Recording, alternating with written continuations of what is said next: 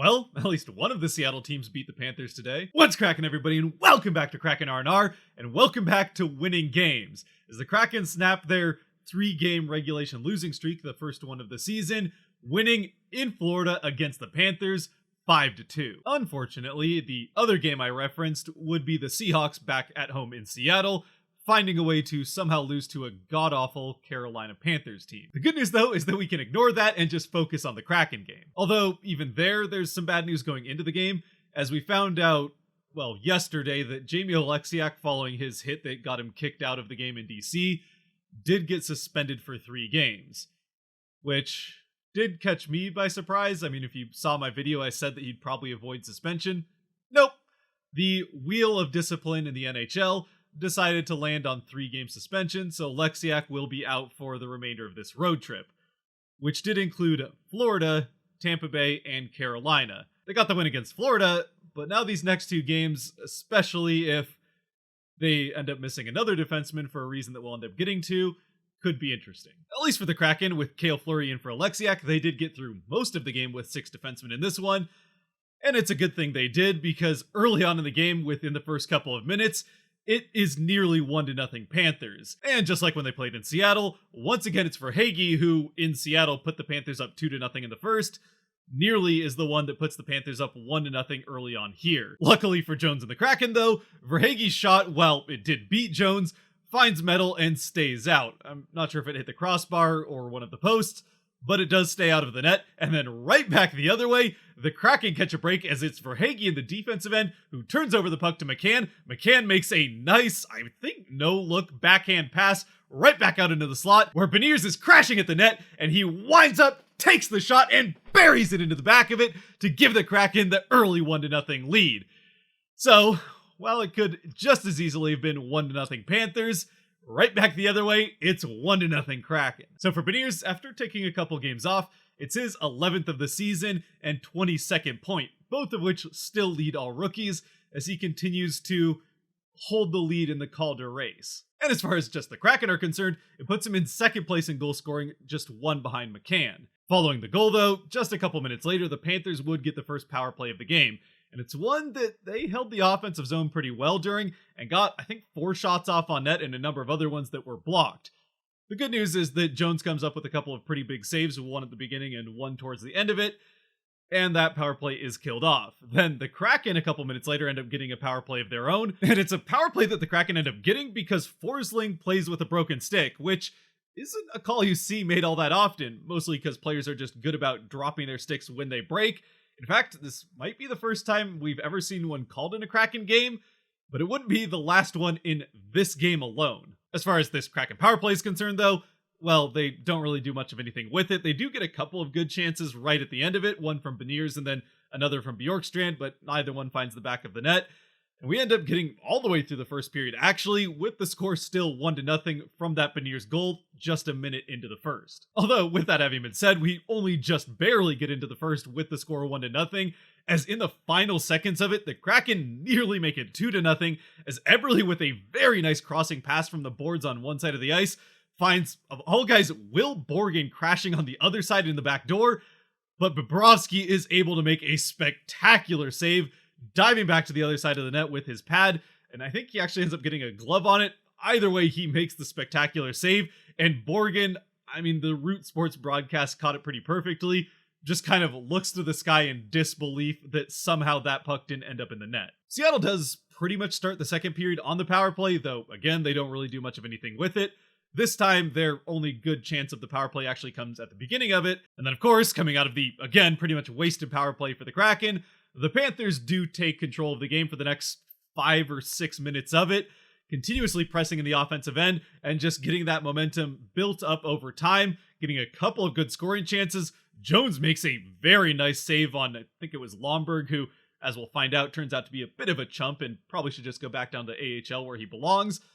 Either way, he does get a good shot off of a fortunate bounce off of the end boards. Jones comes up with a huge save on that. But then a little bit later, it turns out to be one chance too many for the Panthers, as this time it's a pass from behind the Kraken net, not just a bounce off the end boards, that goes right out in front to Eric Stahl, and he finds the back of the net to tie the game at 1. Now this one is a pretty tough one for Jones to make another spectacular save on. And ultimately, this one ends up in the back of the Kraken net because both Kraken defensemen, in this case it was Borgen and Fleury, go to the guy behind the net that's making the pass, leaving Stahl wide open in front of the net, so he doesn't have too much trouble just deciding where he wants to put the puck when the pass gets through. Which, I mean, Borgen was already behind the net, so this probably is on Fleury. He should have just stayed with Stahl in front of the net and prevented him from getting a clean shot off when the pass came. Instead, he decides late to go to try and defend the pass, and it gets past him. So now, at this point, this game is starting to kind of feel like the one 2 nights ago in DC, where the Kraken play, all in all, a pretty good first period, honestly got the better of the opposing team on the road, and came out of it with a 1-0 lead. But then just don't really show up for the first half of the second period, and while they've got good goaltending that bails them out a few times, eventually it's just one chance too many, and the game is tied. But this time, the Kraken get right back to something that has been a big part of the season so far to this point. Whenever they've had success, a part of it has been that whenever the opposing team takes a lead or ties the game and looks like they might take momentum, the Kraken get quick response goals. It's something that we saw quite a bit happen the other way around last season, but this season has been going more in Seattle's favor, and once again, it happens here. Just about a minute and a half after the Panthers managed to tie the game at 1, the Kraken press right back into the offensive end, and while holding the offensive end as they get a change, it's Bjorkstrand up by the corner that actually manages to hold the blue line very nicely, gets the puck down along the boards to Gord, then goes off for his part of the change. Gord up along the boards eventually finds Burakovsky and starts to go off for a change himself, but Burakovsky just skates into some open ice, fires off a shot, and buries it into the top corner of the net. An absolute snipe, put it perfectly top corner. Donato looked like he was trying to tip it, but no tip necessary. He makes it 2-1. Burakovsky, that is. And again, not only did this goal come at a perfect time for the Kraken, giving them the lead right back after the Panthers were able to finally tie it, but it also, like I just said, was an absolutely inch perfect shot into the top corner, which, with how Bobrovsky was playing in this game, is kind of what the Kraken needed to do in order to beat him. And although his save percentage by the end of this game didn't end up looking all that amazing, he was an absolute force in this game, easily the best Panther on the ice, and really it seemed like at times the only one that was actually trying to win it for Florida. Which, especially considering how the last few games have also gone for the Kraken, facing a string really now of great goaltending performances. First, also for the Panthers from Spencer Knight, then a great performance from Jake Allen of all people, probably his best of the season still for the Canadians, and then an also pretty good performance from Lindgren in DC a couple nights ago. It was good to see the Kraken finally get a couple of perfect shots off that were exactly the type of shots you need to beat goaltenders who are stopping pretty much everything it seems like coming their way. Now, if it wasn't for Jones at the other end of the ice, this lead for the Kraken would not have lasted very long, as right off the ensuing faceoff, which the Kraken of course lost, something they did a lot of in this game, and actually, speaking of which, during the stream, which again, if you were there during the stream, thank you again for joining for that, and if you weren't, I will be streaming plenty more games throughout the course of the rest of the season, this being the first one I've done, but we'll be better about it for the rest of the season. But we went and looked up where the Kraken are at with team faceoffs so far to this point in the season. And, well, coming into this game, they were tied for dead last in the NHL in team faceoff percentage, winning just 44.3% of their faceoffs, and that only got worse in this one.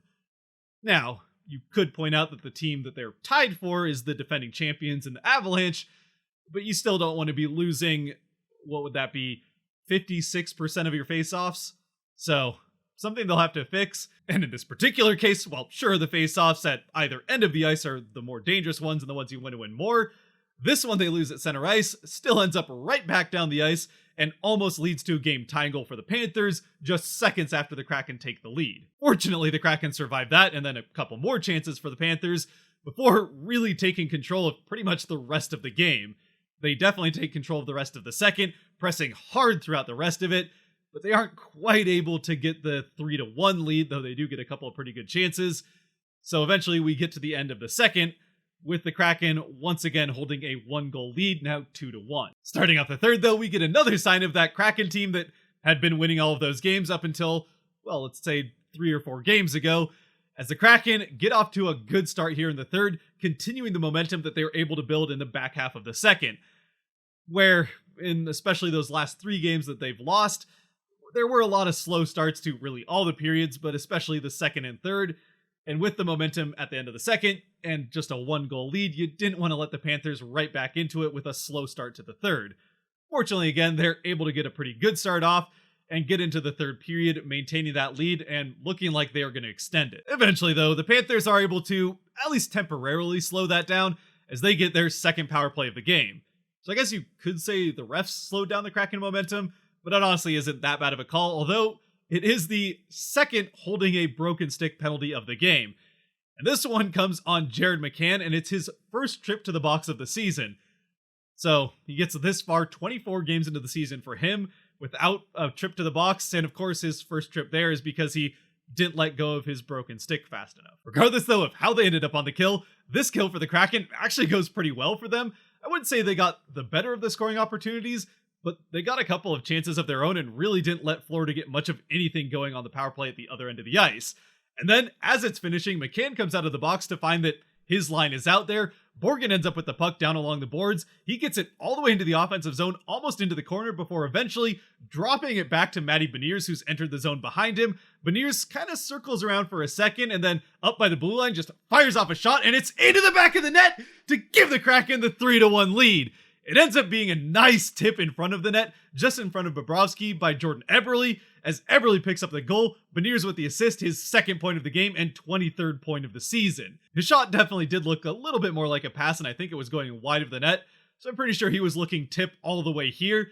And it's a good thing he did because, well, again, Bobrovsky has been playing great, and outside of putting pucks perfectly into the top corner with laser beam shots like Burakovsky did earlier in the game, the other way to beat a goaltender on his game like this, one of the other better ways to beat a goaltender playing as well as Bobrovsky was throughout the entire game, is to have the puck change direction just a few feet out in front of him.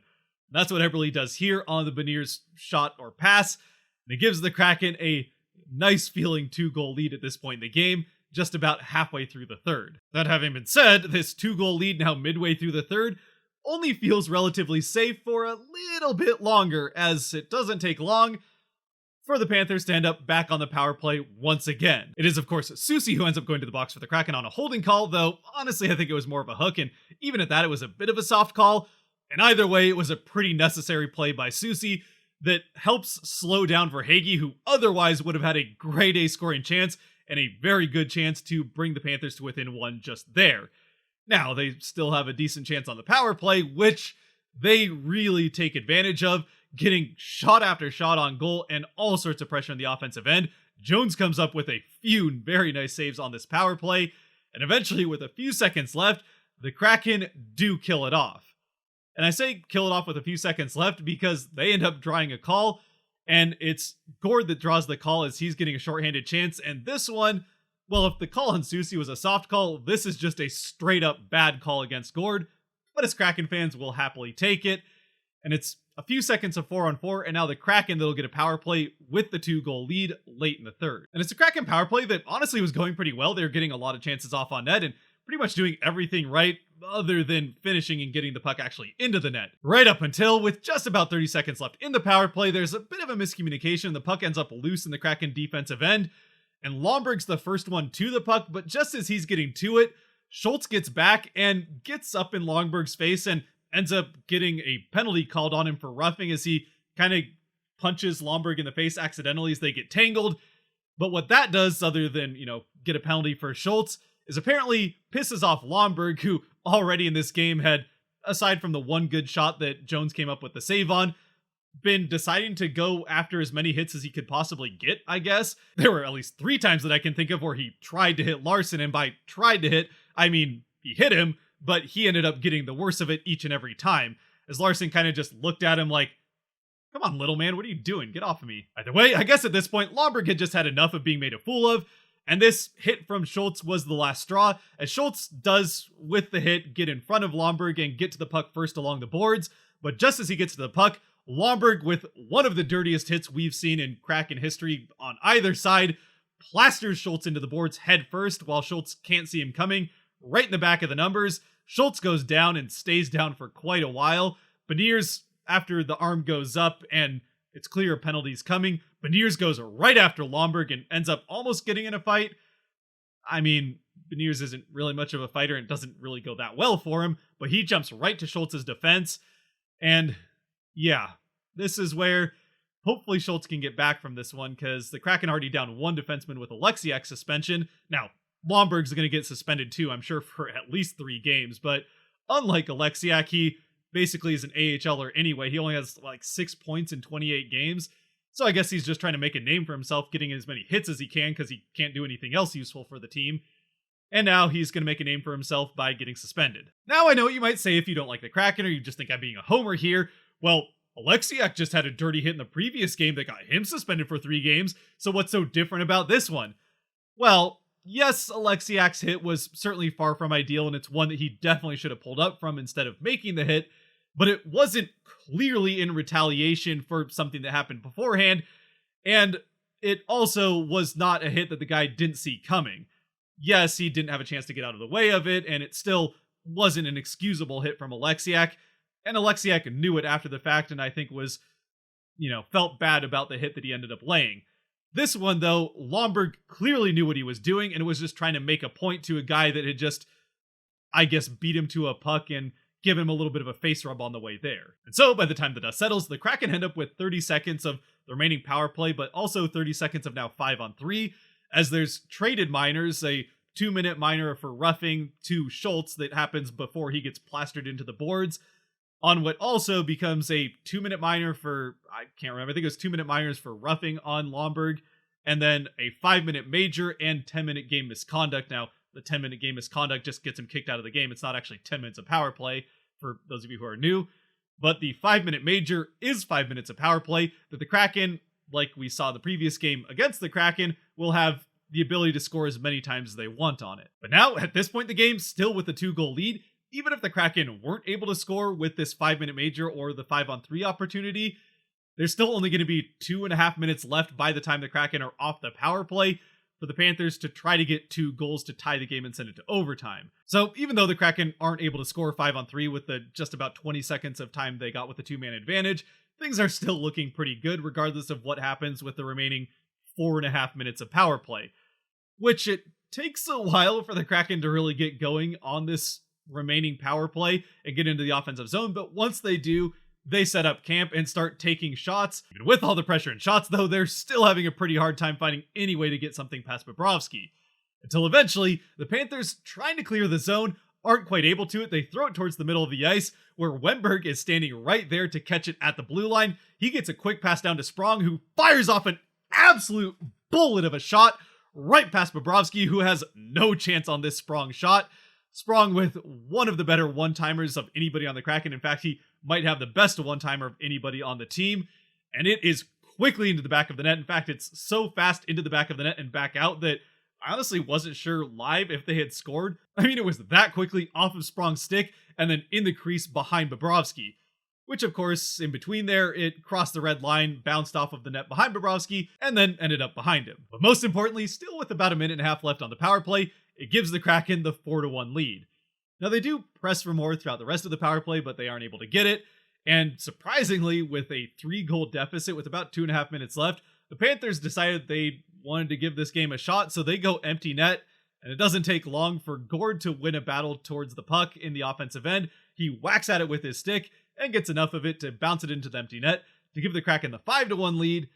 And while the Panthers do end up getting one back a little bit later on as a shot from up by the blue line from, I can't remember who. Either way, they take a shot off and Chris Tierney makes a nice tip to end up getting it past Jones. One that I think Jones probably could have had a chance to save if he was in better position for the actual shot in the first place. Either way, it hardly matters at this point as the Kraken do hold on. I mean, they don't have to hold that much. There's like 30 seconds left after the Panthers make it 5-2.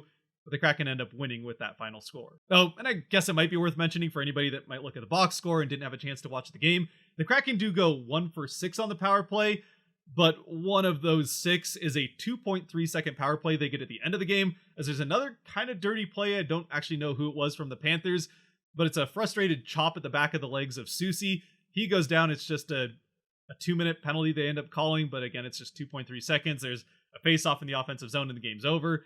So really, it's a 1 for 5 on the power play, and Again, 3 for 3 on the kill, so a good night again on the kill for the Kraken, back-to-back nights of that, as I guess all of a sudden the kill's hot again. All in all for the Kraken in this one, though, another pretty complete and pretty well-played game from them, and I say another, it's the first one in a few, but getting back to what we saw during most of that 7-game winning streak, they play a pretty complete 60 minutes, aside from maybe the first 9 or so minutes there of that second period that they allowed the Panthers to get back in the game. But ever since allowing that goal to the Panthers, they had the quick response and then really never looked back the rest of the way. With a great first period, especially defensively in the first period, they were not allowing much to the middle of the ice. And then a pretty complete third period as well. A couple of penalties you'd like to see avoided, but pretty good third period and a second period that, again, they finished off strong after a regrettable start to it. In the end, only allowing 25 shots on goal and really not that many high danger ones. There's a couple here and there pretty high danger ones that Jones was able to save all but one of. And then the second one that ends up going in was not particularly high danger. But at the offensive end, it was a very different story where they were constantly creating high danger opportunities. And while Bobrovsky was doing everything he could to stop as many as he could, and he made a few very nice saves in this game, it was just too much of an onslaught offensively from the Kraken. And they end up getting 5 across, 1 empty netter. And again, as I mentioned earlier, by the end of this game, Bobrovsky's traditional goalie stats are not going to look good whatsoever, as he only ends up stopping 27 of 31 shots on goal for an .871 save percentage and a goals against average of just under 4 with the little bit of time he was pulled for. But when you consider the expected goal stat, at least according to Money Puck, you can definitely see where he might have been just hung out to dry a bit by his team throughout the course of this game, as the Kraken had an expected goals of just under 7.5, which definitely also shows up in the shot map where, again, the bigger circles are more high danger shots. But at the end of the day, as a Seattle fan, while it was frustrating to see one Seattle team not play defense against the Panthers, it was nice to see the Panthers not play defense against the other Seattle team. Of course, that being the Florida Panthers not playing defense against the Kraken, and the Seahawks, well, anyway, the Kraken won. As for Kraken 3 stars in the game, it once again does feel pretty nice to have all sorts of players to choose from that could easily be awarded here. The first one, though, I think is still a fairly easy decision, and that's Matty Beniers with a goal and an assist in this game, and also nearly picks up the Gordie Howe hat trick with a fight later on, but he doesn't technically drop gloves with Lomberg, so he doesn't technically get the fight, and so it's not quite a Gordie Howe hat trick, but I can kind of call it an honorary one. Even outside of that, though, he was all over the ice at both ends of it, and even outside of the goal and an assist, constantly getting shots off on goal. He had 5 by the end of the game, and honestly, I think he had all 5 of those by midway through the second period. Either way, again, he was an absolute force in this game.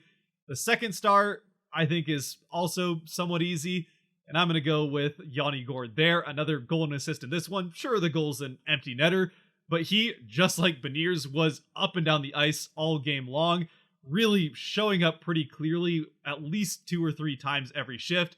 Great on the forward check, great on the back check, and constantly being a thorn in the side for the Panthers. As for the third star, this is where things do get a little bit tougher to pick one guy from the others. I almost wanted to give it to Schultz. He had a fantastic game and obviously ends up leaving, and really hoping he can get back, not just because the Kraken desperately need to not lose another defenseman for the second game in a row, but also just because Schultz has had a pretty good season and somewhat under the radar season, I think, as far as what the discourse is around the team. But Schultz has been pretty good for the Kraken and would not be good to lose him, also because he's definitely part of the power play. Also on the defensive end, Borgen had a great game, nearly got 2 goals in this one. He put one just off the post where he had Bobrovsky beat, and then also got absolutely robbed there right at the end of the first on that pass from Eberle. And it is Eberle who I'm actually going to give the third star to. He, like Beniers, that entire line, again, McCann easily could have gotten third star as well. That entire line is, I mean, it's not the first line by technicality, but they might as well be the first line with how much offensive pressure they seem to constantly be creating. It seems like every time they're out on the ice, they're getting at least one pretty good shot off on goal, or at least a good opportunity to get a shot off. Beniers, even with his 5 shots, did pass up a couple of opportunities to shoot that I think he probably should have taken. Either way, this line is hot, and I don't want to argue with almost anything they do. But again, even outside of those guys, there were plenty of other guys that I could see an argument for, so please let me know down in the comment section who you would pick as your 3 stars in this game. I saw a lot of people in the stream chat talking about Tanev, Burakovsky had another great game. Bjorkstrand had a pretty good under-the-radar game. So, yeah, lots of guys to choose from, and a good all-around gameplay by the Kraken that they're going to need to follow up with another one of those, and honestly another two of those, as they continue this now southeastern road trip, taking on the Tampa Bay Lightning, who are not only very good, but hot at the moment here in 2 nights. And then after that, a couple nights later, get another very good team in the Carolina Hurricanes. And especially if they, already are missing Alexiak, if they do end up missing Schultz, they're going to need to play like they played in this game against the Panthers to, have a chance in those ones. Until those games, though, if you have made it to this point, thank you very much for watching. Again, if you joined for the stream, thank you for watching that as well. And until next time, stay safe out there, be good to each other. God bless, and go Kraken!